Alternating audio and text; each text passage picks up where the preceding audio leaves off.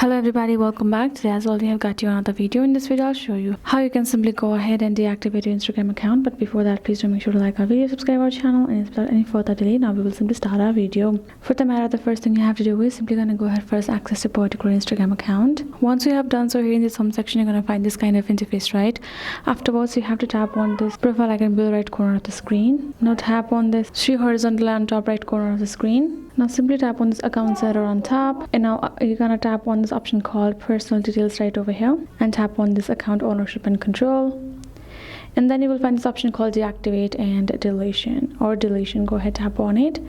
So simply gonna choose a particular Instagram account. So let's say if this is the one, we're gonna tap on this deactivate. If it's by default here in delete, to go ahead choose this deactivate one and tap on continue. And for this we have to create a password, and then now we're going to add in the confirmation code. But if your account already has been verified, you're going to enter a particular password and tap on this continue, and then you will be able to deactivate a particular account like that. That is the way you can do it. Hope this video was helpful to you all. Thank you so much for watching, and I'll see you guys in our next video.